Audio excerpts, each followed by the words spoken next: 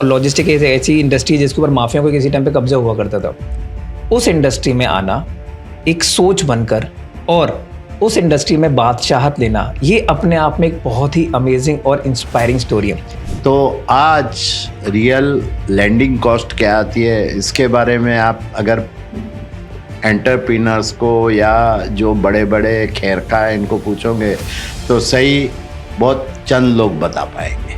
Peoples first अगर आपकी policy है तो your business will grow superly और आप सस्टेन ही नहीं करोगे, you will grow like anything. V Trans अपने आप में जितनी सस्टेनेबिलिटी या ग्रीन लॉजिस्टिक्स को लेके कोई ऐसा पर्टिकुलर इनिशिएटिव है जो ले रही है जिससे हमारे एनवायरमेंटल फ्रेंडली भी हों, और जिसके बारे में जानकारी नहीं है तो गलत जानकारी देके उसको मिसगाइड नहीं करना चाहता हूँ। वहाँ काम करने की वजह से ये ग्राउंड रियलिटी के साथ लोगों के साथ कैसे काम करना, कैसे बिहेव करना है ये भी सीख गए। तो अभी कुछ कहना नहीं पड़ता है उनके लिए। डायरेक्ट इनडायरेक्ट अपने बलबूते पे लॉजिस्टिक इंडस्ट्री ग्रो हुई है।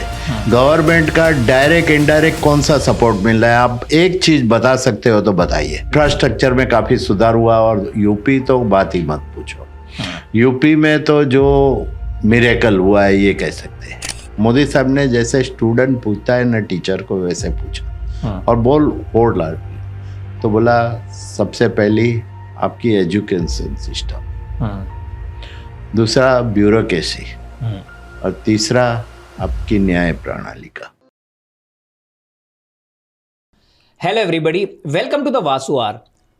हर कोई आज की डेट में बिजनेस करना चाहता है, पर क्या वो बिजनेस करने के लिए आपके पास वो सारी स्किल सेट्स हैं? क्या आपके पास वो एक्सपीरियंस है? क्या आपने डिफरेंट सोर्सेज से अपनी सारी नॉलेज बेस को भरा हुआ है? मैं आज आपको एक ऐसे शख्स से मिलाना चाहता हूँ जो एक सोच है, एक ऐसी सक्सेस स्टोरी है जिसने लाखों लोगों को इंस्पायर किया है। हमारे साथ हैं आज Ashok Shah ji. Sir, welcome to the show. Thank you very much. Ashok Shah ji एक अमेजिंग लीडर है। इन्होंने वी ट्रांस जैसा एक ऑलमोस्ट 1500 करोड़ का बड़ा ग्रुप, ये उसके प्रमोटर हैं। Can you imagine 1500 crore India में, जहां लॉजिस्टिक्स को एक बड़ा ही अनऑर्गेनाइज सेक्टर माना जाता है, ये वो उस सेक्टर के बादशाह माने जाते हैं। 850 के आसपास इनके डिफरेंट ब्रांचेस हैं ऑल ओवर इंडिया में। इंडिया जैसी कंट्री में जहां हर 100 किलोमीटर पे डिफरेंट टाइप के लोग रहते हैं, डिफरेंट टाइप के ऑरा चलते हैं, डिफरेंट टाइप के आपको पॉलिसीज़, डिफरेंट टाइप के माफियाज मिल जाते हैं। और लॉजिस्टिक एक ऐसी इंडस्ट्री है जिसके ऊपर माफिया को किसी टाइम पे कब्जा हुआ करता था। उस इंडस्ट्री में आना, एक सोच बनकर और उस इंडस्ट्री में बादशाहत लेना, ये अपने आप में एक बहुत ही अमेजिंग और इंस्पायरिंग स्टोरी है। चलिए जानते हैं अशोक जी से उनकी कहानी के बारे में और बहुत ही कुछ ऐसे क्वेश्चन जो नॉर्मली लोग बाग पूछने में डरते हैं, बट इस पॉडकास्ट के अंदर हम लोग वो सारे क्वेश्चन अशोक जी से पूछेंगे। अशोक जी, सबसे पहला क्वेश्चन, आपने वी ट्रांस की शुरुआत कैसे करी? वी ट्रांस की शुरुआत मैंने नहीं की थी, मेरे पिताजी और मेरे चाचा जी ने की थी। और मैं जब भी फुल टाइम पार्ट टाइम जुड़ा तब कंपनी की उम्र थी 6 साल की। मतलब वो 64 से सिर्फ वैकेशन पीरियड स्कूल में पढ़ाई करता था, तब से आता जाता था। तो वैकेशन के दौरान मैं काम करता था। उस तरह से 69 तक मैंने सब काम सीख लिया और 70 से मैं फुल टाइम जोड़ा। तो उस टाइम 12-13 साल का बच्चे की उम्र थी मेरी कंपनी की। और आज जो आपने बताया आपके साथ मेरे ख्याल से कुछ पुराने डेटा है, लेकिन आज हमारी जो नेटवर्क है वो करीब 1500 ऑफिस है। अरे वाह। V Trans, V Express, V Logist मिला के 1500 ऑफिस है। और 1600 को इस टाइम पास करने की धारणा है। 1600 तो आराम से कर जाएंगे। ये अभी तक का जो रन रेट है उसके हिसाब से मैं बता सकता हूँ, आगे जाके वो भी सुधार ही होगा। तो वॉल्यूम ग्रोथ जिस तरह से है तो 1600-1700 कर सकेंगे हम। सर, लॉजिस्टिक्स ही क्यों? ये मुझे क्वेश्चन बार बार आता है। मुझे आपको बताऊं तो एक बहुत ही नामी संगीतकार ने मुझे कई मर्तबा कहा है कि तू गलत लाइन में चला गया है, तेरे को हमारी लाइन में होना चाहिए। लेकिन अनफॉर्चुनेटली या फॉर्चुनेटली मेरे डीएनए में लॉजिस्टिक था, बचपन से लॉजिस्टिक के साथ लगाव था। 59 में भुज से मुंबई तक की दूरी जर्नी ट्रक के द्वारा की, तब से ट्रक चलाने का एक जज्बा पैदा हुआ था। और 64 में ये जो थोड़ी कुछ जिम्मेदारी ली, उसकी भी पीछे अगर देखने जाओ तो ट्रक चलाना सीखना था। तो इस तरह से मैं लॉजिस्टिक में बाय डिफ़ॉल्ट कहो, बाय डीएनए कहो, या अपनी चाहत से आ गया। और आ गया तो देखा तो यहाँ मुझे लगा कि इसका भविष्य अच्छा है और स्कोप मुझे काफ़ी बढ़ता हुआ देखा। इसके लिए मैं ये इंडस्ट्री में आया। एक्चुअली मैं क्या है कि बचपन में ह्यूमन साइकोलॉजी, संगीत, इसका सब शौक रखता था और आज भी वो चीज़ मेरे साथ ही है। अच्छा सर, इंडिया में लॉजिस्टिक इंडस्ट्री का उसके लिए सबसे बड़ी जो चुनौती है वो है क्या? आज की लॉजिस्टिक इंडस्ट्री में अगर सबसे बड़ी चुनौती है तो ये कट थ्रोट कंपटीशन।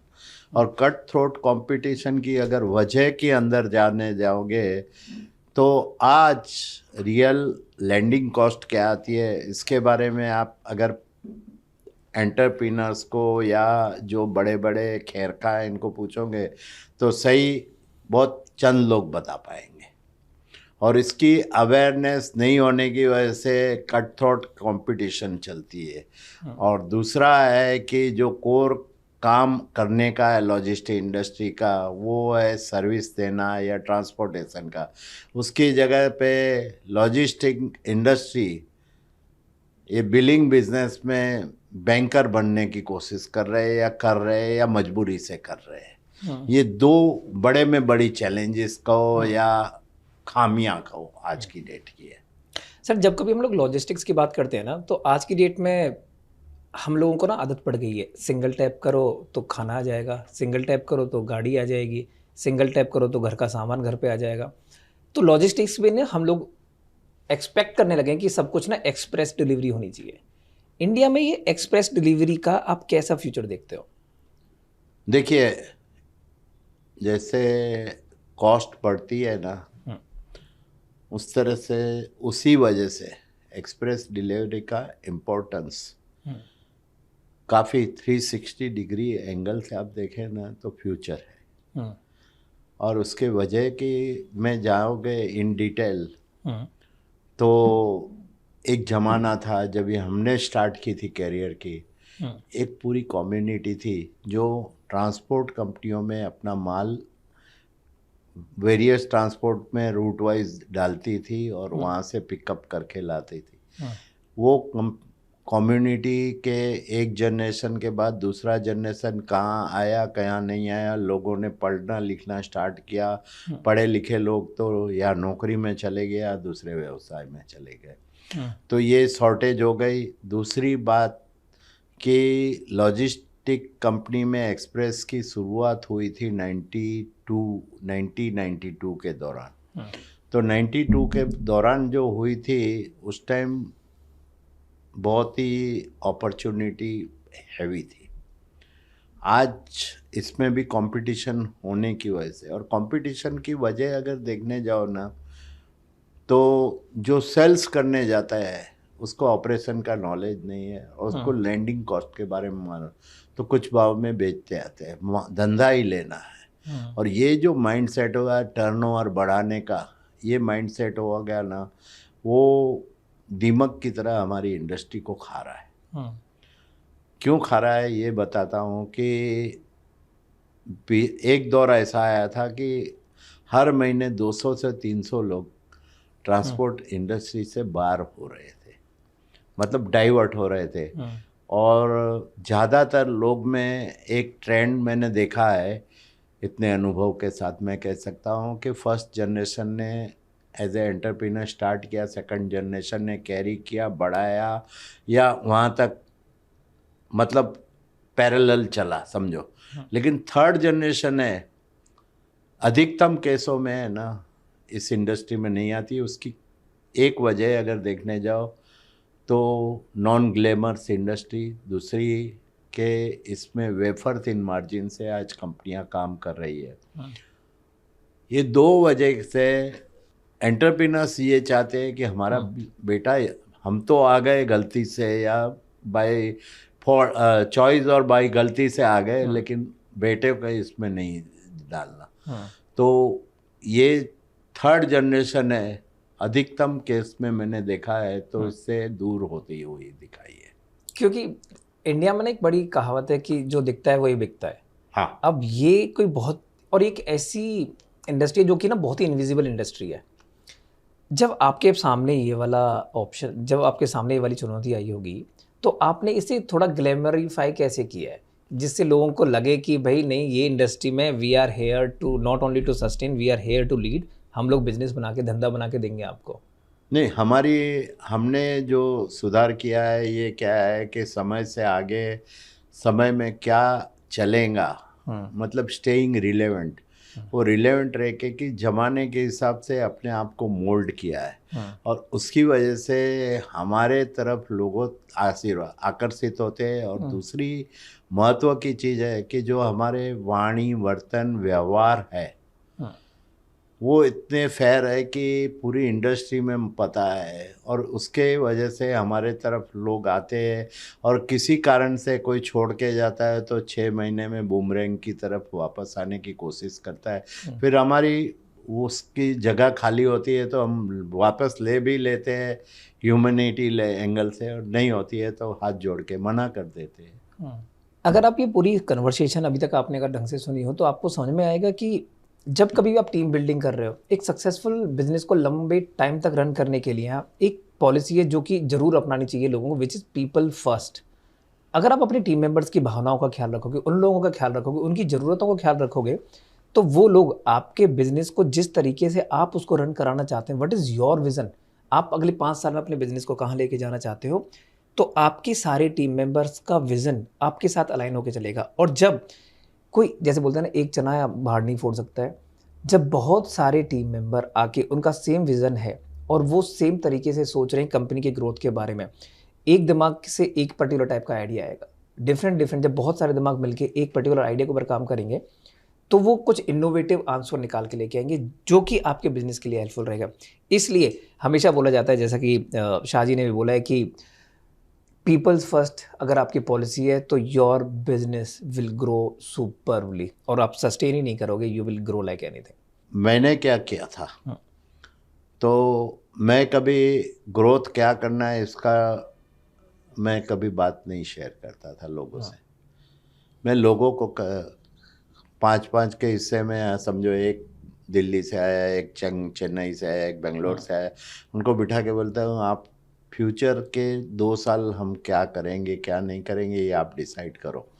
अभी ये करने से क्या होता है, ओनरशिप उनकी आ जाती है, और हमने सोचा है उससे बेहतर आउटकम वहाँ से मिलता है हमको। और वो रिजल्ट जहाँ, देखिए यहाँ क्या है, सवाल कहाँ आता है कि मालिक आप है और आप ही रहने वाले हो, लेकिन अगर आपकी टीम में ओनरशिप की भावना आ गई, वो उस चीज़ की कि हमारे कहने के मुताबिक हुआ है या हमारी सुनी गई, या कभी भी कोई सजेशन आवे उनकी सुनवाई होती है, और उसका प्रैक्टिकल अगर फ़ायदेमंद की है तो उसका अमल किया जाता है, तो वो मान्यता है ना, वो बहुत मजबूत होती है। और वो जितनी मजबूती से आएंगी उतना लॉयल्टी आपको ज़्यादा मिलेगी। बिल्कुल सर, सो ट्रू। तो ये हमने आजमाइश की है, जिसकी बदौलत आज हम यहाँ पहुँच सकते हैं। आज कोई अकेला आदमी नहीं कर सकता है, जब भी टीम होती है, और जितनी बड़ी टीम आपके साथ है उतने आप तेज़ी से आगे बढ़ सकते हैं। बिल्कुल सर। सर, लॉजिस्टिक्स के केस में बिकॉज ट्रक्स इन्वॉल्व हैं, व्हीकल्स इन्वॉल्व हैं जो कि ना रोड पे चल रहे हैं, अगर रोड पे चल रहे हैं तो पॉल्यूशन तो होगा ही होगा, राइट। वी ट्रांस अपने आप में जितनी सस्टेनेबिलिटी या ग्रीन लॉजिस्टिक्स को लेके कोई ऐसा पर्टिकुलर इनिशिएटिव है जो ले रही है जिससे हमारे एनवायरमेंटल फ्रेंडली भी हो, कार्बन इमिशन कम हो, उसके लिए क्या क्या इनिशिएटिव ले रही है? नहीं, इसमें हम लोग काफ़ी अगुवाई ली है, और उसमें एक है कि शॉर्ट रूट पे जहाँ जहाँ मुमकिन है वहाँ इलेक्ट्रिकल व्हीकल का ये क्या है, जहाँ मुमकिन है जो रूट पे मुमकिन है वहाँ सीएनजी वाली गाड़ियाँ ली है।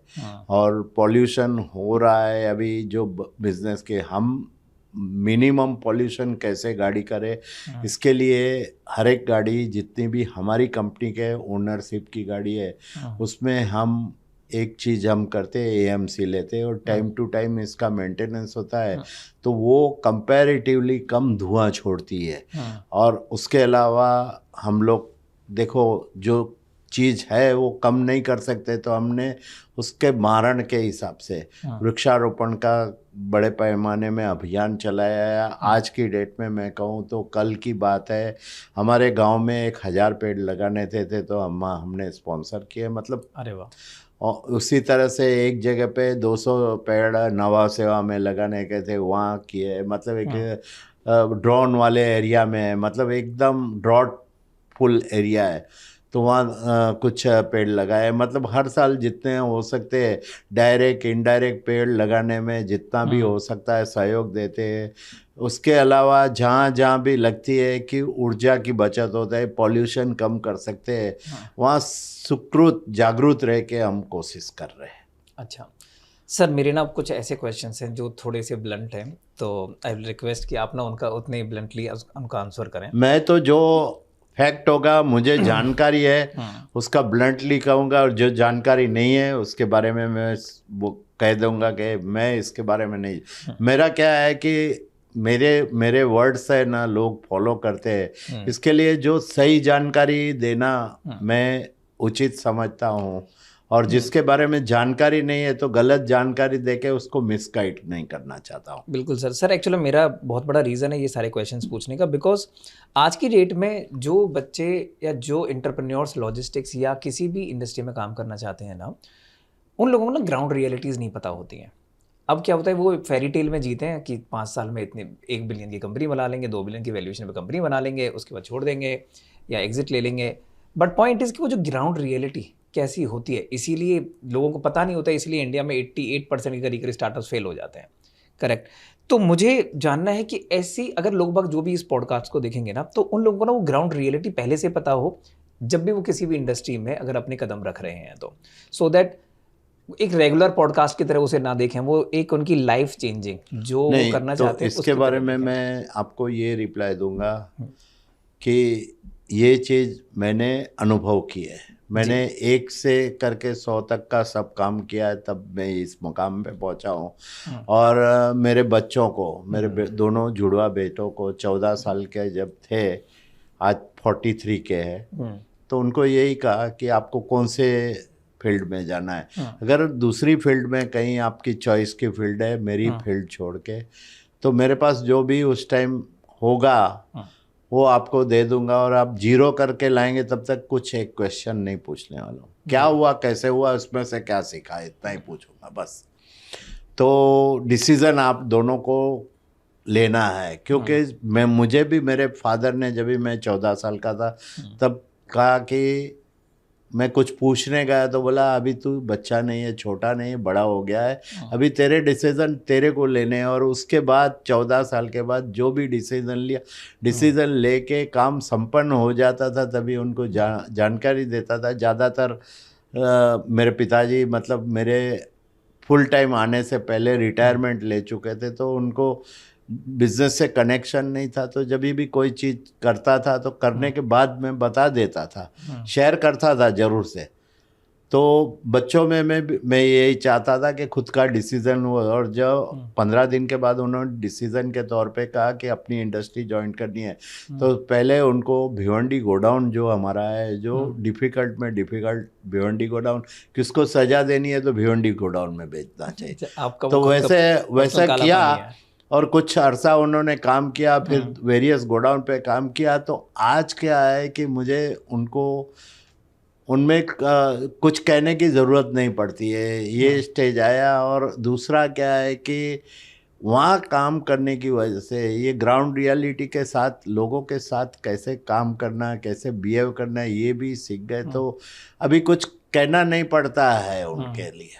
और जो आज के कई एंटरप्रेन्योर से अपने बच्चों को सीधी कुर्सी दे देते हैं, वो सबसे बड़ा अपने बच्चों का नुकसान कर रहे हैं, ये कह सकता हूँ। क्योंकि कितने 20 पे 100 होता है, ये पापड़ नहीं जब तक बेले होते हैं ना तब तक उन लोगों को पता नहीं चलता है। तो ये बात जो आपने बताई वो सब सही है और उसकी बदौलत। और दूसरा क्या है कि स्टार्टअप में एक लोगों का ये है कि जल्दी से पैसे वाला बनना है या जल्दी से पैसा कमाना है। जब स्टार्टअप कोई मकसद के साथ आता है, कोई सोसाइटी का पेन पॉइंट एड्रेस करने की भावना से आता है, वो फेल नहीं हो सकता। 2 चीज़ें चाहिए स्टार्टअप में, ये भावना होनी चाहिए, और दूसरा स्टार्टअप है तो एंटरप्रेन्योर्स के तरह सोच होनी चाहिए, नहीं कि नौकरी करने वाली की सोच के 8 घंटा काम करना है, सैटरडे संडे छुट्टी है। अभी हमने एक स्टार्टअप हमारे जिसमें हमने इन्वेस्ट भी किया है, उसके साथ उसका माइंडसेट देखा तो मैं बोला इसका वैल्यूएशन बढ़ नहीं सकता। बोला क्यों? मैं बोला इनका माइंडसेट नहीं एंटरप्रेन्योर्स वाला, तो ये लोग सक्सेस जो 1 साल में होना चाहिए उसको 5 साल भी में के बाद हो गए या नहीं, और तब तक जो बर्न कर चुके होंगे तो वायबल नहीं होगा। तो अभी हम लोग एक ऐसे एंटरप्रेन्योर्स के साथ एक दूसरे को सपोर्टिंग है, वैसे के साथ टाइप करने की कोशिश कर रहे हैं इसमें। ये समझ में आया आप लोगों को, जब तक लोहा आग में तपेगा नहीं ना तब तक उसकी असली मूर्ति उससे नहीं बन सकती है, उसका कोई यूज़फुल कोई आर्किटेक्ट नहीं बन सकता है। जो लोग अपने बच्चों को या अपने कलीग्स को या अपने आप को खुद से आग में नहीं झोंकना चाहते हैं ना, तो वो लोग वो कच्ची घड़ी की तरह हो जाती है, ना तो उनकी कोई आकृति बन पाती है, ना कोई शेप बन पाएगी, ना उनका कोई यूज़ हो पाता है। अशोक जी ने बहुत ही मतलब कोई $1 मिलियन जैसा सजेशन दिया है कि जाओ खुद से फील्ड में उतरो, अपने बच्चों, अगर आप बिजनेस फैमिली से अपने बच्चों को बोलो जाके ग्राउंड लेवल पे जाके काम करें, लोगों का पेन पॉइंट समझें, प्रोसेसेस को समझें, किस चीज़ के क्या ड्रॉबैक्स हैं, क्यों कोई पर्टिकुलर प्रोसेस XYZ तरीके से किया जाता है, वो सब कुछ समझोगे तब जाके आपको समझ में आएगा और उन बच्चों को समझ में आएगा कि बिजनेस के लिए एक्चुअल रनिंग के लिए ग्राउंड लेवल पे क्या चीज़ की रिक्वायरमेंट है। तो ये ईज़ ऑफ लाइफ 8 से 5 वाली ड्यूटी वाला जो माइंडसेट है, आपको वो सब कुछ तो छोड़ना ही पड़ेगा। सर मैं अब अपने क्वेश्चंस की शुरुआत करता हूँ। 1991 में इंडिया में LPG आया, लिबरलाइजेशन, प्राइवेटाइजेशन, ग्लोबलाइजेशन। क्या आपको लगता है कि जब आपकी कंपनी इस टाइम पे रन कर रही थी तो लॉजिस्टिक्स एक ऐसी इंडस्ट्री है जो कि काफ़ी पीछे रह गई थी, क्या आप कारण समझते हैं इसका? लॉजिस्टिक इंडस्ट्री तब भी पीछे थी और आज भी मेरे हिसाब से पीछे है। उसका एक कारण देखो तो आज सबसे बड़ा, लोग कहते हैं, कोई कहता है कि खेती में एम्प्लॉयमेंट ज़्यादा है, कोई कहता है कपड़े में, लेकिन मैं दावे के साथ कहता हूँ डायरेक्ट और इनडायरेक्ट एम्प्लॉयमेंट देखो तो सबसे ज़्यादा एम्प्लॉयमेंट देने वाली इंडस्ट्री है तो लॉजिस्टिक इंडस्ट्री है। लेकिन गवर्नमेंट के एंगल से 1947 में आज़ादी मिली, इस तरफ से आज तक रिकॉग्नाइजेशन कहाँ मिला है। तो ये बड़ी वजह से डायरेक्ट इनडायरेक्ट अपने आप अपने बलबूते पे लॉजिस्टिक इंडस्ट्री ग्रो हुई है। गवर्नमेंट का डायरेक्ट इनडायरेक्ट कौन सा सपोर्ट मिल रहा है, आप एक चीज़ बता सकते हो तो बताइए। हाँ, इंफ्रास्ट्रक्चर में जो सुधार हुआ है वो हुआ है, उसमें दो राय नहीं है, और पिछले 11 साल में जो सुधार हुआ है वो बियॉन्ड आवर मतलब एक्सपेक्टेशन है। लेकिन उसको छोड़ के उसके सामने जो टोल टैक्स डाल दिया वो कमर तोड़ दी है इंडस्ट्री की। जो फैक्ट है, वास्तविकता है, वो बताता हूँ। एक ज़माना था कि हमारी जो लॉजिस्टिक कॉस्ट है ना, इसमें tyre, diesel, man power, taxes और रिपेयर एंड मेंटेनेंस, ये 5 चीज़ आती थी। तो उसमें सबसे ज़्यादा कीमत थी डीजल की, सेकंड आती थी टायर की, थर्ड थी मैन पावर की, फोर्थ थी टैक्सीज की, और फिफ्थ थी रिपेयर एंड मेंटेनेंस की। आज सब गणित उलट पलट हो गया है। नो डाउट डीजल अभी प्राइम पे है, मतलब हाईएस्ट है, लेकिन डीजल के बाद सबसे बड़ा अभी कॉस्ट है ना, वो टोल टैक्स आ गया। और टोल टैक्स की बदौलत जो दिखता भी नहीं है लोगों को, टायर के भाव बढ़ेंगे तो थोड़े कुछ देखेंगे, डीजल के भाव सबको दिखेंगे, लेकिन man power cost every year बढ़ती हुई रकम तो वो किसको दिखते नहीं है। और जो लॉजिस्टिक मैनेजर आते हैं वो कॉस्ट कटिंग के चक्कर में मारने की कोशिश, और इसकी बदौलत आज 400 ट्रांसपोर्ट कंपनियां हर क्वार्टर में निकल रही है। एक ज़माना था हर महीने 200 से 300 ट्रांसपोर्ट कंपनियां बाहर निकल रही थी। 2.25 लाख ट्रांसपोर्ट कंपनियां थी। मुझे लगता है इसी तरह से अगर दौर चला तो 2030 में 10 या 20 कंपनियां रहेंगी जिसकी मोनोपोली होगी, या 100 होगी ज़्यादा में ज़्यादा अपने देश के हिसाब से। जो जर्मन में हुआ एक ज़माने में इतनी ट्रांसपोर्ट थी, अभी 7 कंपनियां ही लॉजिस्टिक फील्ड में है। तो ये हमारे देश में हो सकता है। तो इसमें क्या है, एम्प्लॉयमेंट के एंगल से देखो ना तो बड़ा डेंट हो जाएगा। सर पर अगर आप देखोगे इतना ज़्यादा एम्प्लॉयमेंट अगर जनरेट कर रही है logistic industry, but why government focus is more on agriculture, IT industry? इनकी पॉलिसी मेकिंग पे तो हर वक्त बात होती है क्योंकि नेशनल लेवल पे। देखिए मैं फ्रैंकली कहूँ ना कि शुरू से आज तक हमारी कोई लॉबी नहीं है। सब इंडस्ट्री की लॉबी है, और जितनी लॉबी आपकी मजबूत है उतने आप इन्फ्लुएंस कर सकते हैं, कोई भी राज्य हो, कोई भी गवर्नमेंट हो। हमारी लॉबी नहीं है, एक बात है। और दूसरी स्कैटर है हमारी इंडस्ट्री, मतलब अनऑर्गेनाइज सेक्टर है। तो कभी लोगों को लंबे की सोचने की, डे टू डे एक टाइम धुआं लग गया ना आपके नाक में ये डीजल का, तो फिर आपकी सोच में भी फर्क आ जाता है। ये मैंने देखा है। तो सोचते नहीं, लंबे की नहीं सोचते, अभी की सोचते, आज की देखेंगे 2 महीने के बाद की सोचेंगे, लेकिन आने वाली पीढ़ियों के बारे में क्या होगा, क्या हमने किया, तो वो कुछ नहीं सोचता है। सर लॉजिस्टिक्स अनऑर्गेनाइज तो है ही है, मुझे ऐसा लगता है कि क्या लॉजिस्टिक इंडस्ट्री बड़ी करप्शन प्रॉम्प्ट भी है? क्योंकि अगर आप देखोगे पहले ना ट्रांसपोर्ट को ना सबके सब पहले माफियाज चलाते थे। आई एम श्योर कि आपके सामने भी ना ये चैलेंज जरूर आया होगा कि हर जगह के ना अपने अपने माफियाज होते हैं और वो अपने इलाके में लोगों को एंटर नहीं करने देते हैं, कंपनियों को तो स्पेसिफिकली। आपने कैसे हैंडल किया था अगर आपके सामने कोई केस आया होता है ऐसा माफियाज वाला? तो अभी क्या है कि शुरू के दौर से 1958 से, एक तो क्या है कि 1958 में बहुत ही कम, और हमारा जो व्यवहार और रेपुटेशन है वो फेयर बिजनेस वाला हुआ। और आप देखो गलत आदमी होगा ना, कभी सीधे रास्ते से चलने वाले, आड़ा टेढ़ा काम नहीं करने वाले को छेड़ने की कोशिश नहीं करता है।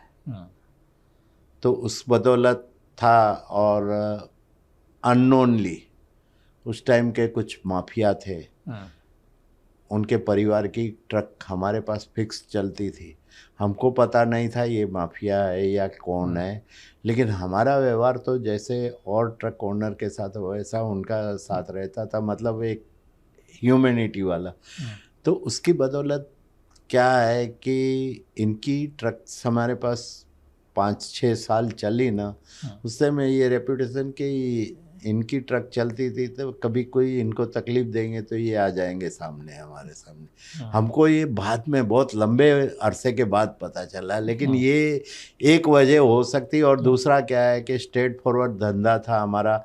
मेरे पिताजी ने जब भी धंधा की शुरुआत की तभी जैनिज़्म को आगे रखा था अपने आप को पीछे, और हमने ये फॉलोअप किया, और हमारे सेकंड जनरेशन ने फॉलोअप किया है, मतलब हमारे थर्ड जनरेशन ने भी यही फॉलो कर रहे हैं आज तक। तो इसकी बदौलत क्या है कि ऑक्ट्रॉय में भी, जब भी ऑक्ट्रॉय थी तभी एक 2 नंबर वाला मेरे पास आया कि अशोक भाई थोड़े सावधान रहना। मैं बोला क्यों सावधान? बोला ये ऑक्ट्रॉय वाले आप पे रेड डालने वाले। मैं बोला मैं तो वेट कर रहा हूँ। बोला वेट कर रहा हूँ मतलब क्या? मैं बोला देख, मैं आज तक चुप रहा हूँ, क्या होता है क्या नहीं है, मैं तो 100% भरता हूँ, तो मुझे कोई चिंता नहीं है। मेरा कोई भी माल मेरे गोडाउन में होगा वो ऑक्ट्रॉय बाकायदा जो लीगली भरना है वही भरा होगा। लेकिन जिस दिन मेरे पे उन्होंने हाथ किया ना, फिर मैं उनके रात को किस तरह से वो गाड़ियाँ पैसा लेके पास करते हो, क्या क्या करते हो, मुझे सब पता है। तो मैं प्रेस के सामने खुला करूँगा, लोगों के सामने खुला करूँगा, तभी मीडिया नहीं थी इतनी।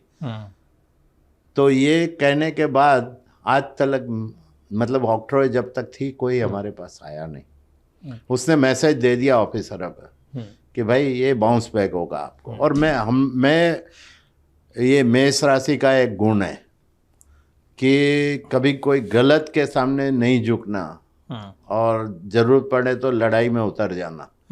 तो वो उस प्रिंसिपल पे चलता था, तो ये भी चीज़ हमको तकलीफ नहीं दी। लेकिन फ्रैंकली बोलूँ, ऊपर वाले की मेहरबानी कहो या कुछ भी धर्म का प्रताप कहो, कोई इस टाइप का हमारे नहीं थ्रेट आया है, नहीं कोई डायरेक्ट इनडायरेक्ट आया। सर लॉजिस्टिक्स में ना बहुत बड़ा फ़र्क आता है जब आप ना रीजनल बिजनेस पे जाते हो। दक्षिण भारत बनाम उत्तर भारत। आपकी कंपनी में कभी आपने ऐसा फेस किया हो कि साउथ में या नॉर्थ में या वेस्ट में ईस्ट में कोई डिफरेंस स्टेट वाइज लोगों के हिसाब से, वहाँ के डिफरेंट डिफरेंट माफियाज हों, चाहे वहाँ की गवर्नमेंट हो? गवर्नमेंट और माफिया का तो कोई ताल्लुक नहीं रखता है, लेकिन एक बात है कि माइंडसेट का बहुत फर्क रखता है। तो फॉर्चुनेटली हमारे नसीब इतने अच्छे हैं कि अच्छे आदमी मिले हमें, एक बात है। और दूसरा कि हमने मिक्स एंड मैच भी किया था कि नॉर्थ इंडियन को साउथ में रख दिया, साउथ इंडियन को नॉर्थ में रख दिया। ये भी जब भी ज़रूरत पड़ा तो करते रहे और मूवमेंट रहती थी। तो और दूसरा क्या है कि इतने सालों से इस बिज़नेस में होने के उसका हर एक का माइंडसेट के हिसाब से उसको कैसे टैकल करना है ये हमको अच्छी तरह से आता है। तो ये सब रीज़न की वजह से हमारी कंपनी के जहाँ तक ताल्लुकात है तो हमको कोई दिक्कत नहीं हुई, लेकिन लोगों को होती है ये सुना है, लेकिन किसको कोई ऐसा उदाहरण नहीं दे सकते हम लोग। इंफ्रास्ट्रक्चर वाइज अगर आप देखेंगे तो अभी पिछले कुछ सालों से ही ना इंफ्रास्ट्रक्चर, बहुत सारे नेशनल हाईवेज बन गए हैं, बहुत सारे एक्सप्रेस रोड्स बन गए हैं। आपने अपने पूरे तजुर्बे में क्या देखा है कि इंडिया में ऐसा कौन सा स्टेट है जो लॉजिस्टिक्स कंपनीज के लिए बाय रोड बहुत ही बढ़िया है? कोई ऐसा स्टेट जहां आपको लगता है कि यार वहां गाड़ी गई ना तो गाड़ी का कचरा हो जाना है? देखिए, हमारा फॉर्चुनेट है कि शुरू से हम लोग बॉम्बे टू गुजरात का धंधा करते थे अप टू 97। ठीक है। मतलब कंपनी की शुरुआत से बाद 30-40 साल तक हम यही धंधा करते थे, बरोबर। तो मैं बात करता हूँ 72 की, बरोबर। 72 में मेरी शादी हुई, उसके 5वें या 7वें दिन मैं, मेरी वाइफ और मेरी चाची हम बाय कार गांधीधाम से राजकोट गए थे। 200 किलोमीटर का रनिंग था और मैं नॉर्मल चला रहा था, स्पीड में नहीं, लेकिन नॉर्मल जो खुले रोड पे जितनी गाड़ी है, फियाट गाड़ी थी। 2.25 घंटे में नॉन स्टॉप पहुंचा था। मतलब आज से 50 साल पहले इंफ्रास्ट्रक्चर वाइज देखो तो गुजरात के रोड वैसे थे जितने आज है। अरे वाह। तो वो मेरा सौभाग्य है। और महाराष्ट्र की हद में आते थे उस टाइम, तो वापिस से मुंबई आते कई मरतबा 5 से 7 घंटा लग जाता है, वो भी 200 किलोमीटर है।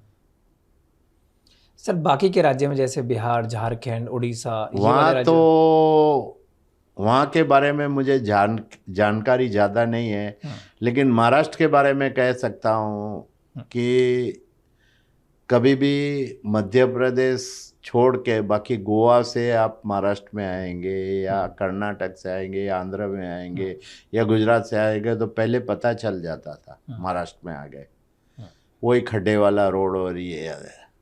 सर पिछले एक दशक में जिस हिसाब से योगी आदित्यनाथ जी ने उत्तर प्रदेश में इंफ्रास्ट्रक्चर इतने सारे एक्सप्रेस हाईवेज बनाए हैं सारी मेजर सिटीज़ के बीच में, आपके रिकॉर्ड के हिसाब से क्या उत्तर प्रदेश में ट्रांसपोर्ट और ट्रांसपोर्टर का जो इंफ्रास्ट्रक्चर है उसमें आपने कितना बड़ा बदलाव देखा है? सबसे बड़ा बदलाव मैंने 2 स्टेट में देखा है, उत्तर प्रदेश और दूसरा मध्य प्रदेश में। मध्य प्रदेश में आज से 40 साल पहले मेरे ख्याल से हमने जर्नी की थी 7 नहीं 30 साल के, उस टाइम रोड की हालत बहुत ख़राब थी। लेकिन आज अभी फिलहाल पिछले साल मैं गया था, बाय रोड जर्नी करने का मौका हुआ, तो वही गुजरात का हो या महाराष्ट्र में जो सुधार हुआ है, मतलब गुजरात के जो पुराने टाइम के रोड थे और महाराष्ट्र में अभी के टाइम के रोड, उसकी बरोबरी के रोड दिखे। कुछ कुछ पैचेस अभी बाकी है, लेकिन फिर भी इंफ्रास्ट्रक्चर में काफ़ी सुधार हुआ। और यूपी तो बात ही मत पूछो, यूपी में तो जो मिरेकल हुआ है ये कह सकते हैं। सर पिछले अगर आप 20-25 साल देखें तो हम लोगों ने केंद्र में दोनों सरकार देखी, कांग्रेस की भी देख रही है, बीजेपी की भी देखी है।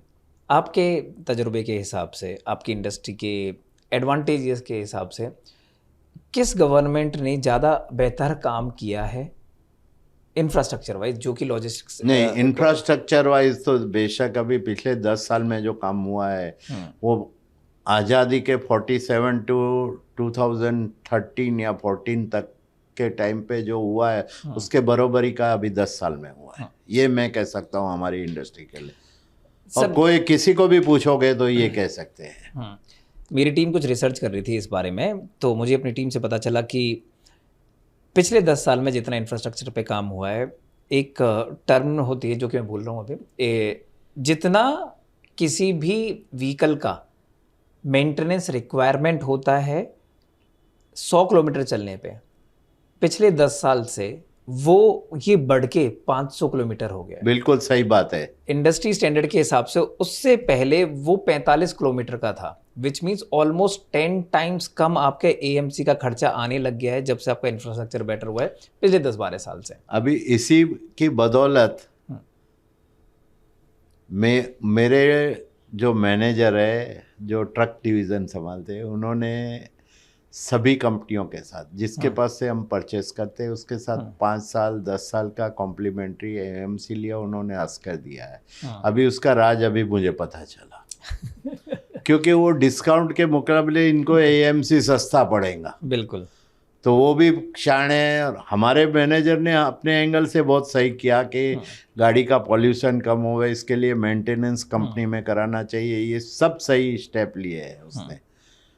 और कंपनियों ने क्या है कि अभी तो गाड़ियों का वेर एंड टेयर ही कम हो रहा है, तो देने में कोई अर्ज नहीं। पहले 1 साल का देता था, अभी 5 साल का दिया, एक ही खर्चा हमको आने वाला है, लेकिन हमारा हाथ ऊपर रहेगा। तो दोनों की सोच, मतलब ये विन विन सिचुएशन है दोनों के लिए। बिल्कुल बिल्कुल बिल्कुल। सर 1990 के आसपास जब से ग्लोबलाइजेशन को बड़ा बढ़ावा मिला है इंटरनेशनल लेवल पे, तो चाइना ने हमें सरपास किया था। चाइना और हम लोग बिल्कुल सेम पोजीशन पे थे 1980s के आसपास तक।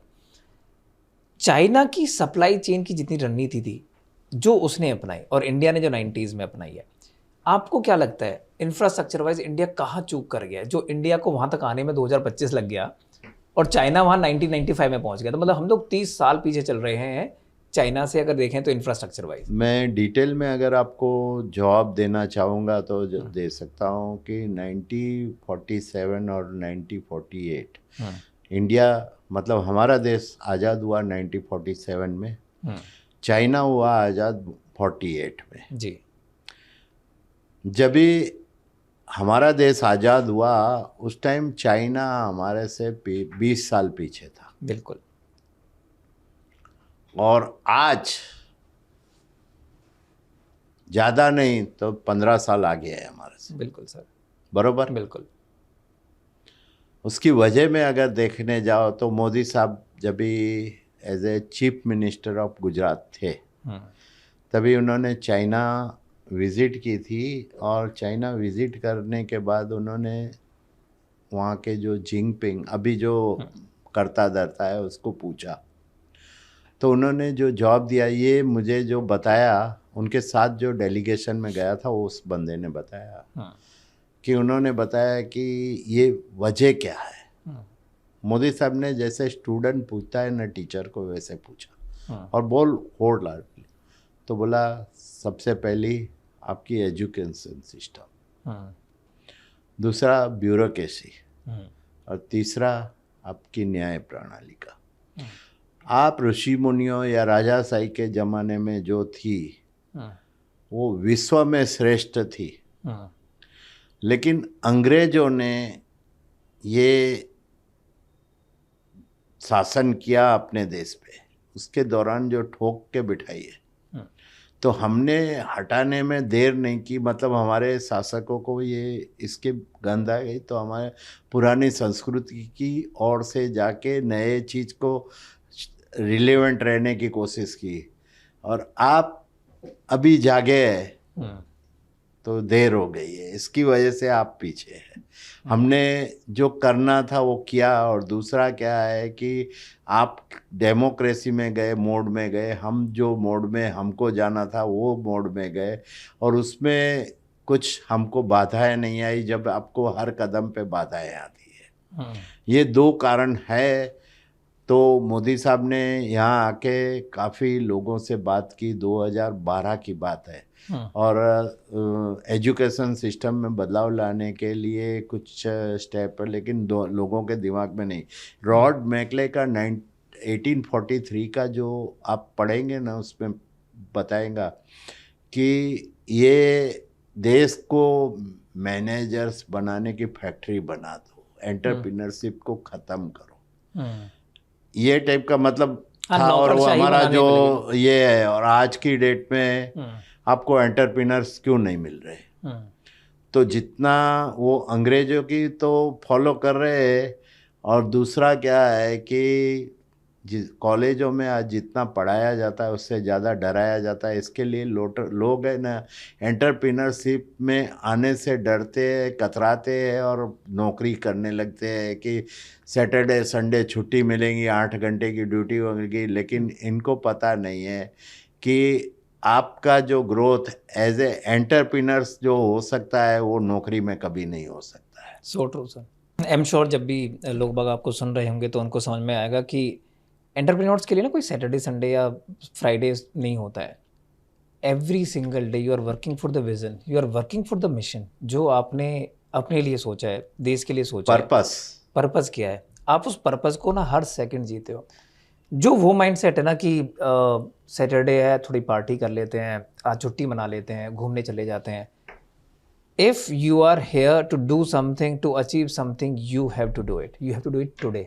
अगर आप कल पे कोई चीज़ें छोड़ दोगे ना, तो वो कल ही रह जाता है, और वो कल कभी नहीं आता है, क्योंकि कल जाके वो आज बन जाएगा, और आज में आपने कुछ नहीं किया है। सर, जिस हिसाब से लॉजिस्टिक इंडस्ट्री, ये जो नए प्लेयर्स आ रहे हैं ना, क्विक कॉमर्स वाले, इनसे आपको काफ़ी कुछ खतरा लगता है कभी? और अगर खतरा लगता है तो आपने कैसे सस्टेन किया है? मुझे तो खतरा बिल्कुल नहीं लग रहा है। ओके। जितनी भी ये उनकी दुकान उनके हिसाब से चलने वाली है, हमारी दुकान हमारे हिसाब से चलते हैं। हम B2B बिजनेस में हैं, वो B2C में बिजनेस में है। और दूसरी बात आपको बता दूं कि ये क्विक कॉमर्स के सिमिलर जो ई-कॉम बिजनेस है, हाँ जी, उसमें आज मेरी कंपनी बेबी है। मतलब 5-6 साल पहले एक डिवीज़न चालू किया था, वो 1,25,000 सक्सेसफुली डिलीवरी कर रही पर डे। तो वो भी सेगमेंट मेरे पास है, लेकिन हमने क्विक कॉमर्स वाले को मना कर दिया। कई एक दो लोगों ने अप्रोच किया था, लेकिन मना किया। मना इसलिए किया, देखो कि कुछ उसूल होता है लोगों का। अभी एक खाना बोलते हैं 10 मिनट में देंगे आपको, क्या ताज़ा खाना मिलेगा आपको? आप सोचो, सिर्फ इस पे सोच करने की ज़रूरत है लोगों को, जो मंगवाते हैं उसको। वो कितने दिन का वासी खाना गरम करके आपको मिलेगा? तो ये इस चक्कर में पड़ने की वजह से आज का जो जनरेशन है ना, इस चक्कर में अपने सेहत खराब करने के अलावा कुछ नहीं कर रहा है। और दूसरा बात है कि क्विक कॉमर्स में कौन सी इमरजेंसी है, कभी कभार आती है, लेकिन रोज़ इमरजेंसी नहीं होती है। तो आप आसपास टहलते टहलते हाथ पैर हिलाते जाएंगे, आसपास की दुकान से शॉपिंग करेंगे, तो आपको एक तरह से एक्सरसाइज भी मिल जाएंगी, और आपकी सेहत के लिए वो भी ज़रूरी है। और सब घर बैठे मंगाते, तो आपके सिवाय के कोलेस्ट्रॉल और ऐसी जो आपके ग्रोथ में बाधा रूप चीज़ें हैं, उसको आमंत्रण देने के अलावा कुछ नहीं करते। ये मेरी सोच है, हो सकता है लोग मेरे साथ सहमत नहीं हो, लेकिन आप इतना सोचो कि 10 मिनट में अगर कोई पार्सल 5 किलोमीटर या 10 किलोमीटर के रेंज में पहुंचना है, वो जो बंदा जो डिलीवरी करने है उसके ऊपर कितना प्रेशर होगा। उसको पेट के लिए करना पड़ता है, लेकिन उसकी जान का पूरा खतरा है। बहुत सारे गलतियां होने की होती है, एक्सीडेंट, डेथ, उसके परिवार का आप सोचो। तो जो ये क्विक कॉमर्स को बढ़ावा देने वाले हैं, उनको मैं तो कहूँगा कि जब इमरजेंसी के अलावा आप ये करना बंद करो। कुछ नहीं तो ह्यूमैनिटी एंगल से, हमारे धर्म के हिसाब से, कोई भी धर्म में ये नहीं है कि हमारी वजह से डायरेक्ट और इनडायरेक्ट किसी की डेथ हो जावे या कोई अपंग अपाहिज हो जावे। तो मैं तो कभी भी मेरे घर में ये मना करता हूँ। कभी कोई बात करते हैं कि ये मंगवा लेते, मैं बोलता मैं जाके लेके आता हूँ, चलो आपको नहीं जाना है तो क्या है कि एक रिलेशनशिप होती है। आज बरसों से जो आदमी सप्लाई करता है उसको छोड़ के इनको देने से क्या फायदा है। और ये क्या है, जो फंड आता है वो विदेशों से आता है। तो आज ये बर्न के नाम पे बर्न करवा रहे हैं, लेकिन कल क्या करेंगे आपको डेटा ही आपका कर रहे हैं, आपका सब कुछ कुंडली उनको मालूम पड़ जाती है। Correct sir. ये नहीं करना चाहिए, ये मेरी सोच है। सर फैमिली के नाम से याद आया, मेरी वाइफ ने एक क्वेश्चन भेजा है आपके लिए। हाँ। एंड उन्होंने बोला कि सर से मिल रहे हो तो जाके ना ये क्वेश्चन जरूर पूछना। एंड उन्होंने बोला है कि आप वी ट्रांस के साथ में देखो, लॉजिस्टिक्स ट्रांसपोर्टेशन एक बड़ा ही ना मेल डोमिनेटिंग इंडस्ट्री है। क्या आपने फीमेल्स को इसमें जगह दी है अपने पूरे काम में, और दी है तो आपने कैसे मेंटेन किया है कि जेंडर बायस ना रहे आप? इसके लिए मैं ये कहता हूँ कि मेरी कंपनी की कॉर्पोरेट ऑफिस में आ जाइए, 240 का स्टाफ है, उसमें से आधी से ज़्यादा अगर महिला नहीं मिले तो मुझे बताना आप। ओके।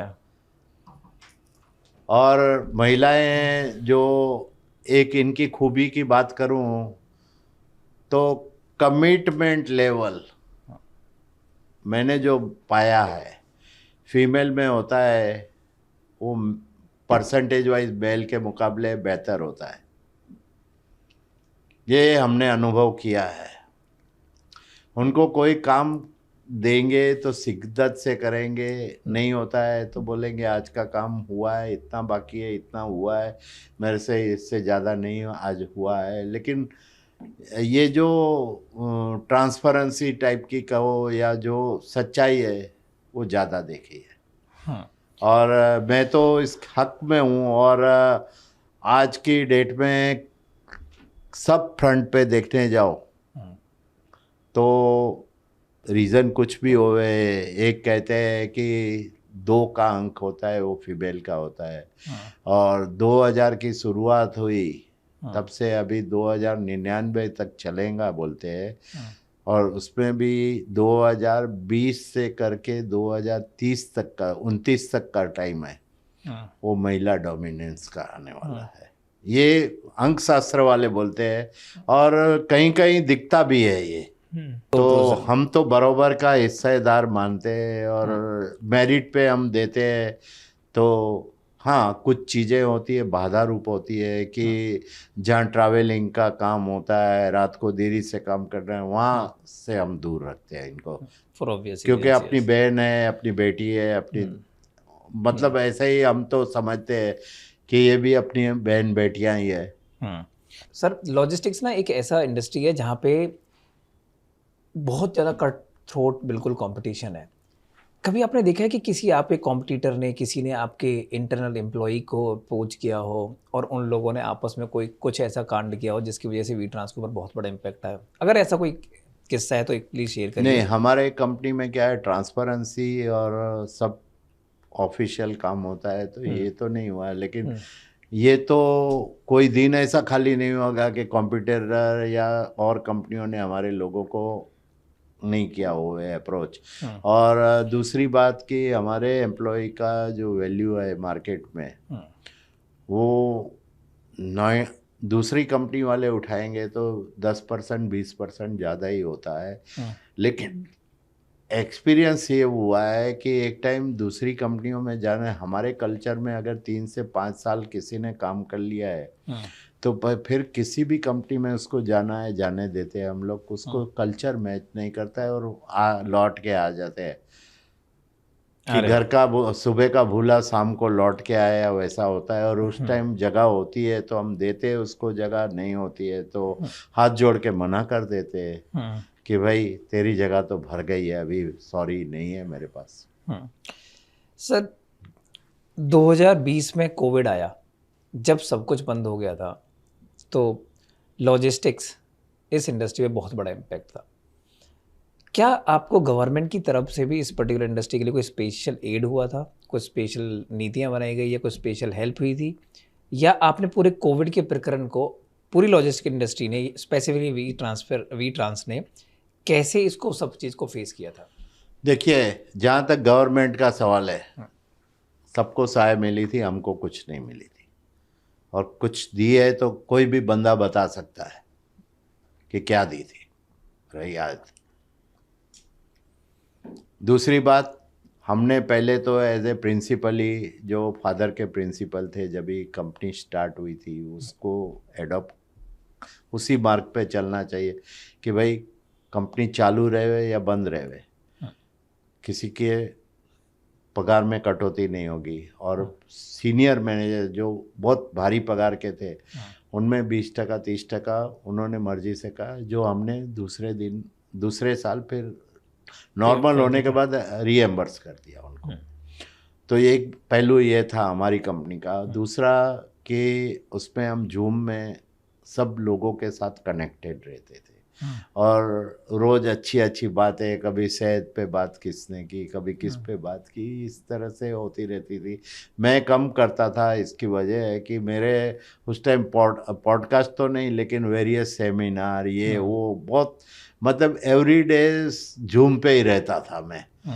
तो मेरी व्यवस्था के कारण मैं इतना इन्वॉल्व नहीं। और मैंने क्या है कि अपने आप को 2017-18 से पार्टली धीरे धीरे दूर करना, क्योंकि इतने साल हो गए, अभी मेरे हाथ पैर ठीक चलता है तो कभी 19-20 कभी हो गया तो मैं अभी इनको हेल्प कर सकता हूँ, लेकिन सबको 360 डिग्री सक्षम तभी हो जाएंगे जब भी किस पे आधार रखना है, अपने आप पे करेंगे। ये मेरी सोच थी। हो सकता है इसमें मैं सही हूँ या गलत हूँ ये नहीं, लेकिन मेरी सोच थी। तो ये था। और मेरा फोकस उस टाइम सोशल, मतलब है कि हमारे गांव है, तो हमारे गांव के लिए हमने सबसे पहले जैसे हुआ तो जो नीडी पीपल थे उनके लिए 4,500 पर मंथ के लिए हमने एक रियायत भेज दी। 100 के करीब फैमिली थे उनको। और फंड भी मतलब हमारे जो महाजन कहते हैं उसमें कुछ 1-2 महीने का हमने किया था, 1-2 महीने का किसी ने किया, मतलब सक्षम लोग थे, उन्होंने फंड मतलब स्पॉन्सर किया था मिलजुल के। और ये पहल की थी। फिर उसके पूरे समाज में इसकी इम्पैक्ट ये हुई कि एक हमारी संस्था ने 50% हम देंगे, 50% आप, मतलब 4.5 के 9 देने स्टार्ट किए। ये दूसरे महीने से हुआ। तो ये काम, मतलब ऐसे कई काम हाथ में लेके रखे थे, तो मैं उसी में व्यस्त रहता था। लेकिन हमारे जो भाई है, बेटे हैं, ये सब कनेक्टेड रहते थे एक दूसरे। और रोज की है, फिर गवर्नमेंट ने कुछ छूट दी कि भाई अनाज की मूवमेंट के लिए, इसकी मूवमेंट के लिए, मेडिसिन की, तो हमारा भी थोड़ा थोड़ा मूवमेंट होने लगा था। और सबसे बड़ी बात ये कह सकता हूँ कि कई कंपनियों के ड्राइवर वहाँ से छोड़ के चले गए थे गाड़ी वैसी के वैसी रास्ते में। हमारी एक भी गाड़ी रास्ते में इस तरह से नहीं छोड़ी थी। ठिकाने पे कई नज़दीकी ऑफिस में लगाई, और उसके बाद फिर कोई गांव चला गया, कोई वहाँ रहा, क्योंकि गांव जाना बेहतर था उनके लिए, तो कुछ लोग चले गए थे।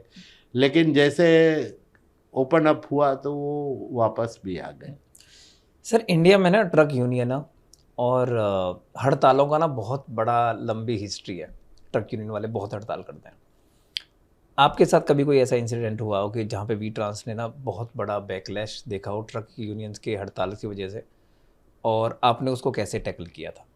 मेरा सौभाग्य है कि ऐसे मेरे हड़ताल का दौर है ना, लाइफ में 3 टाइम आया मेरी का कैरियर में, बड़ा, जो 15 दिन से ज़्यादा चली हुई है।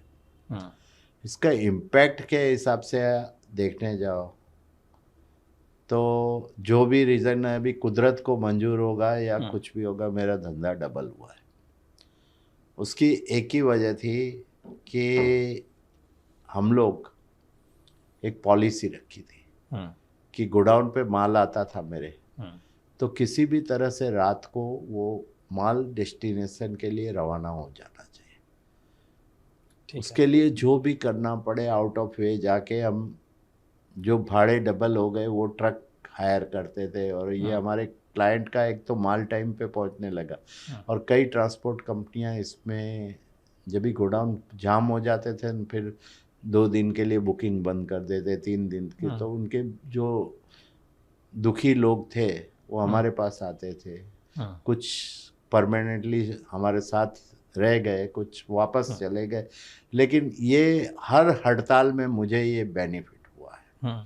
और दूसरा इम्पैक्ट देखने जाओ तो हमने ऐसे कोई अनहोनी होने पे कभी भी अपने स्टाफ का जो सैलरी है उसमें कट नहीं किया।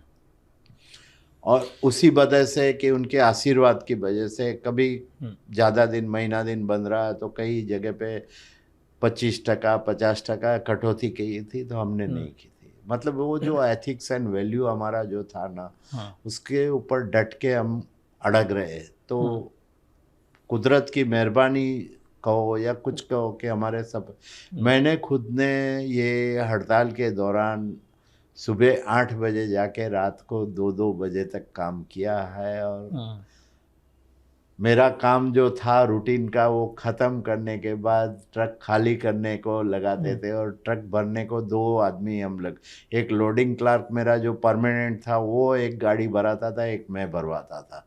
तो 2 गाड़ी उल्टी सीधी लगा के गोडाउन से माल लोडिंग कराते थे, और रात को 2 बजे 3 बजे काम ख़त्म होने के बाद ही निकलना है। दूसरे दिन गोडाउन झाड़ू मार के साफ हो के सुबह 8 बजे, वैसे 9 बजे हमारी बुकिंग चालू होती थी उस टाइम, हमने एक किया था कि 8 बजे स्टार्ट कर देते थे। और कभी जो स्टाफ है नहीं आता था तो हम लोग खुद जाके बैठ जाते थे। मतलब ये कस्टमर को उस टाइम हमने जो संभाला, उसकी बदौलत कई कस्टमर परमानेंटली हमारे साथ रह गए। अरे वाह! सर, इंडिया में ना बड़ा ही डिफ़िकल्ट इलाका माना जाता है नॉर्थ ईस्ट को। नॉर्थ ईस्ट में उनको स्पेशल एड भी मिलता है, स्पेसिफिकली वहाँ पे बिकॉज़ वो हिली रीजन है काफ़ी सारा, तो वहाँ पे ट्रांसपोर्टेशन लॉजिस्टिक थोड़ा डिफ़िकल्ट हो जाता है कंपेयर टू ग्राउंड स्टेट्स जितने भी हैं। आपने नॉर्थ ईस्ट में कितना अपना एक्सपेंशन किया है? गवर्नमेंट की कुछ पॉलिसी कुछ ऐसी है क्या जो जिसने आपको सपोर्ट किया हो, या वहाँ के लोकल्स को, क्योंकि वहाँ पे बहुत सारे नक्सली भी बहुत हैं, वहाँ के अब डिफरेंट डिफरेंट ग्रुप्स भी हैं जो भी ना लोगों को बहुत नहीं, इन परेशान करते बातों हैं। से देख के मैं 2006 में गुवाहाटी मेरी ब्रांच खोली थी मैंने। ठीक है। और गुवाहाटी के आगे उसके सीमित ही रखा है। आसाम में कंपैरेटिवली कोई तकलीफ वाली बात नहीं है इतनी। और उससे आगे का हमने बुकिंग लेना ही बंद कर दिया, और लेते तो किसी और कैरियर के हाथ दे भेज देते हैं। देते। कोई इमरजेंसी आती है या कोई परमानेंट क्लाइंट की रिक्वेस्ट आती है तो ही करते हैं, नहीं तो वो देखो, अपनी एनर्जी राइट जगह पे यूज़ करनी चाहिए। तो हमारे पास तो पूरे देश का इतना इलाका है, तो हमको कौन सी, जिसको सिर्फ पैसा कमाने का मकसद होए, वो आड़े टेढ़े कैसे भी करके हफ्ता दे के ये दे के, और हफ्ता टैक्स, वो गुंडा टैक्स बोलते थे हमको कि यहाँ जाएंगे तो गुंडा टैक्स लगेगा, इतना गुंडा टैक्स, इतना गुंडा टैक्स इसको लगेगा। मैं बोला ये चक्कर में अपने को पड़ना नहीं है, तो हम अपने आप को सीमित रखा आसाम तक। कलकत्ता है, हल्दिया है, सिलीगुड़ी है, और हमारी ब्रांच, लास्ट ब्रांच कहो नॉर्थ ईस्ट में तो आसाम, गुवाहाटी में। गुवाहाटी से आगे नहीं गए हम लोग, तो ज़्यादा जानकारी नहीं है मुझे। मैंने जो उस टाइम मैं 2 दिन गुवाहाटी में रहा था 2006 में, तो जो मालूमात हुआ और प्रीवियस जो मतलब मेरा कलकत्ता के मैनेजर से मालूमात हुआ उतनी ही जानकारी है, उसके अलावा मुझे ज़्यादा जानकारी नहीं है। सर जीएसटी, जैसे ही जीएसटी आया है आपकी इंडस्ट्री ने, लॉजिस्टिक इंडस्ट्री ने कैसे ट्रीट किया जीएसटी को? क्या आपके फेवरेबल रहा है या जीएसटी से आने के बाद धंधे पे फर्क पड़ा है? देखो, इंडस्ट्री के लिए ना जीएसटी बहुत फेवरेबल रहा है, लेकिन जो हमारी इंडस्ट्री से जहाँ तक सवाल है, बिल्कुल काम का नहीं है। तो हमने कुछ 2 साल है ना पहले GTY, मतलब 5% हमको जीएसटी लगाना है, लेकिन हमको रिकवरी नहीं मिलती थी। लेकिन हमारे धंधे में हमको देखा तो 35-40 लाख, कभी 50 लाख का जीएसटी लग के आता था, जो वेंडर से वेरियस चीज़ है, हमारा रॉ मटेरियल है, स्टेशनरी है, ये है, हर एक चीज़ में लग के आता। फिर हमारी कंपनी ने डिसीज़न लिया कि वी आर मतलब टेक्नोलॉजी वाइज इक्विप है, तो हम लोग इसको करेंगे, लेकिन इसका फ़ायदा जितना होना चाहिए उससे नुकसान ज़्यादा हुआ है, ये कह सकता हूँ। नुकसान इस तरह से हुआ है कि आजकल हमारे एक दीमक की तरह बधी है जो बरसों से है, मतलब 1965 से है, वो टू बी बिल्ड की, वो डे बाय डे बढ़ती जा रही है। और माइंड सेट जो लोगों का है, सेल्स पर्सन, वो टू बी बिल्ड के और रीज के। तो ये बिलिंग बिजनेस में एक ज़माना था कि 15 दिन 20 दिन का बिलिंग पीरियड रहता था, जो 90 दिन तक एक्सटेंड हो गया और माइंडसेट हो गया है। और कोर हमारी जो कॉम्पिटेंसी है सर्विस की, उसकी जगह पे हम लोग इनडायरेक्टली उनके बैंकर बन गए इंडस्ट्री के।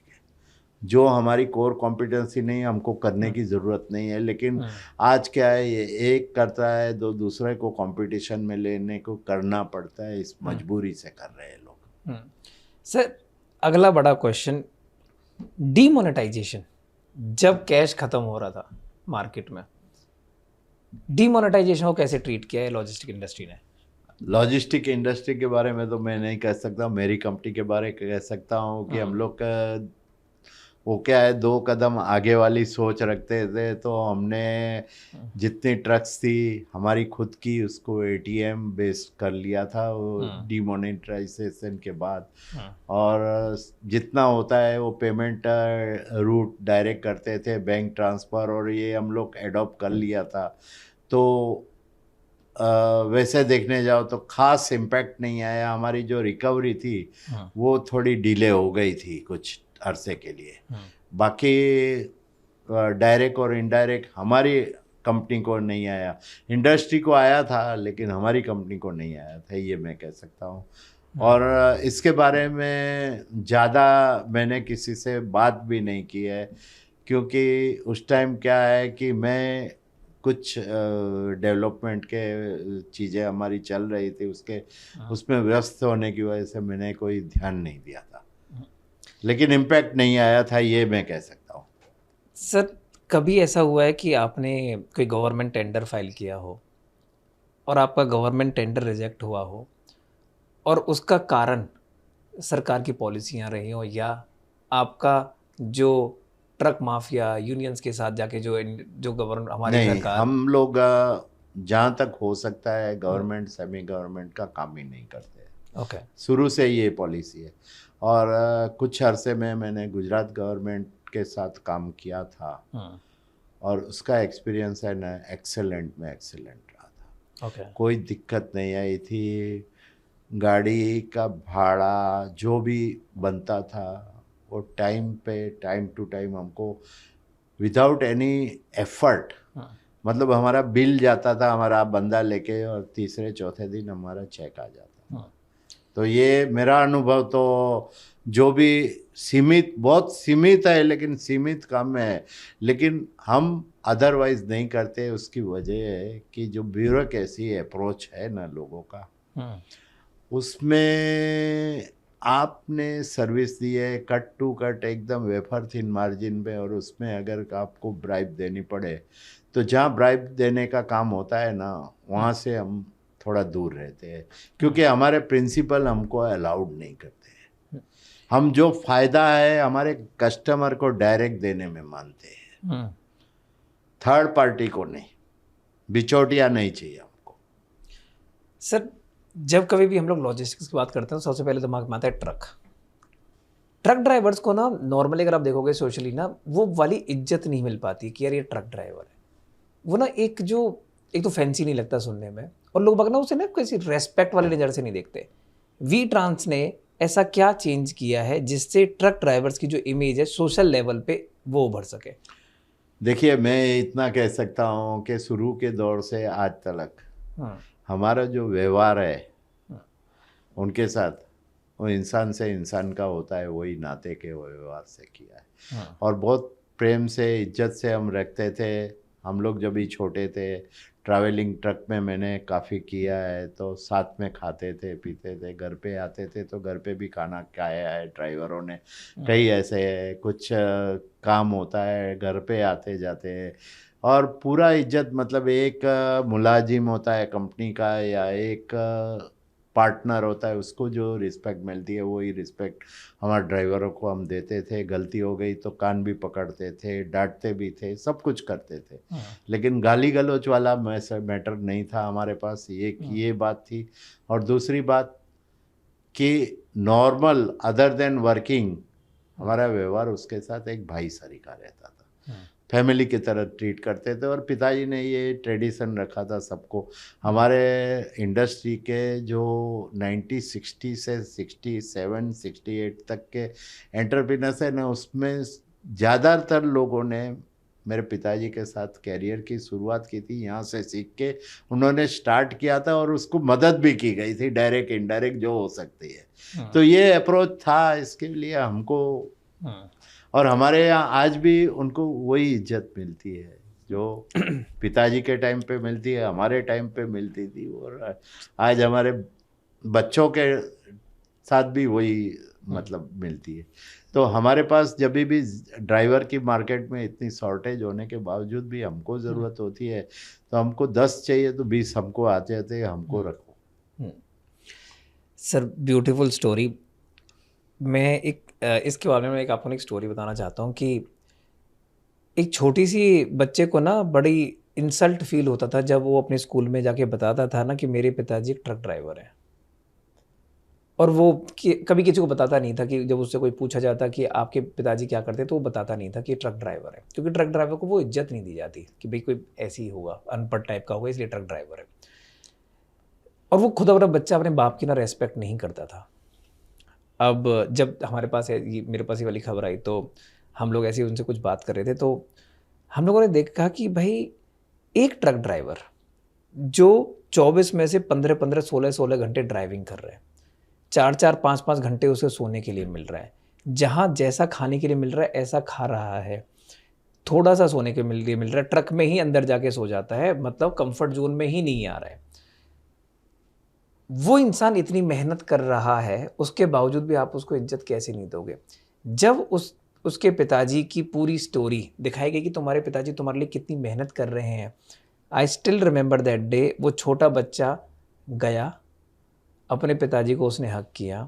स्कूल के एनुअल फंक्शन में उसने माइक पे अनाउंसमेंट किया है, I am proud of my father, कि वो एक ट्रक ड्राइवर है।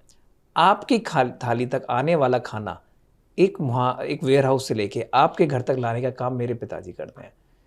And he felt so proud on this, and सब लोगों ने खड़े होकर तालियां बजाई हैं। नहीं, ये बिल्कुल सही बात है।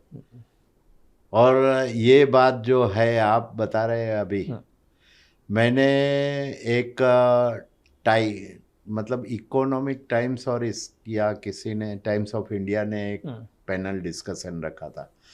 मैंने ड्राइवरों के हक में बात की थी ये कि ड्राइवरों की शॉर्टेज बहुत चल रही थी, तो क्यों है? मैं बोला क्यों नहीं है ये पूछो आप। हमारे समाज का जो व्यवहार है ना इनके प्रति ऐसा है कि कोई भी ड्राइवर अपने बच्चों को इस फील्ड में लाने की हिम्मत नहीं करेगा। बिल्कुल। जो लानत जो इसने सहन की है वो अपने बेटों के साथ, बच्चों के साथ नहीं होने देगा। और बिल्कुल उसकी वजह से, और उसके जिम्मेदार हमारा समाज है। बिल्कुल सर। और ये बात सही है। और देखो, मैं तो ये कहता हूँ कि हमारी संस्कृति क्या कहती है। भारत की संस्कृति, आज विदेश को छोड़ दो तो आप, भारत की संस्कृति के इंसान का इंसान से होना चाहिए नाता।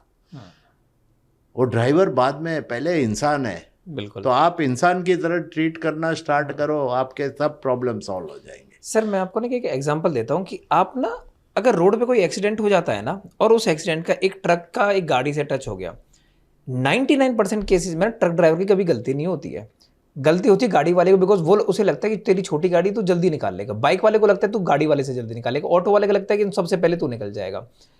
पर जैसे ही एक्सीडेंट हुआ, कोई वो गाड़ी वाले से कोई कुछ नहीं बोलता है, सबसे पहले भीड़ आती है और ट्रक ड्राइवर के ऊपर हाथ छोड़ना स्टार्ट कर देती है, उसको मारपीट नहीं लग बिल्कुल जाते हैं। सही बात है। और ये 100% जो व्यवहार है वो गलत है। क्यों बिल्कुल। गलत है? कि मैंने अपने सामने जितने भी एक्सीडेंट देखे, मैंने बहुत सारे एक्सीडेंट होते, छोटे बड़े सब देखे। यू कांट बिलीव, बट आज तक 100% सामने वाले की गलती से हुए। बिल्कुल मानता हूँ सर मैं भी ये बात। ट्रक ड्राइवर इतने प्यार, अभी मैं एक बात बताऊं कि कभी 6 पहिए की गाड़ी है, बरोबर है, उसका 2 पहिया आगे निकल गया और पिछले पहिए पे कोई आ गया, तो क्या ड्राइवर की गलती से आ सकता है? बिल्कुल नहीं। आप लॉजिकली सोचो ना। लेकिन लोग है ना, वो क्या है, वो बदनाम है बेचारा, तो उसको कोसते हैं। सर, बदनाम से ज्यादा ना लोग बाग उसकी पोजीशन का एडवांटेज लेते हैं। हाँ। ड्राइवर ही तो है, इसका क्या मालिक कर को लेगा? क्या कर लेगा? कि कार वाला कोई सांप निकलेगा, कोई पुलिस का आदमी निकलेगा, कोई मिनिस्टर का बच्चा निकलेगा, तो हमको क्या करेंगे? और अपनी भड़ास निकालते हैं। बिल्कुल कुछ बात की भड़ास होती है, बेचारे गरीब ड्राइवर पे उठाते हैं। ये तो मैं कह सकता हूँ। बिल्कुल सर। सर, बिल्कुल लास्ट का क्वेश्चन है मेरा इस पॉडकास्ट का आपसे। आज की डेट में अगर कोई यंग भारतीय युवा अगर लॉजिस्टिक इंडस्ट्री में कदम रखना चाहता है आपकी, और अगर ये बोलने लग जाता है कि यार इंडिया का जो सिस्टम है ना वो फेवरेबल नहीं है लॉजिस्टिक्स के, आप उनको क्या सलाह देना चाहते हो? देखिए, मैं तो ये कहता हूँ, अपने आप को डेवलप करना है तो लॉजिस्टिक इंडस्ट्री से बढ़कर कोई नहीं है।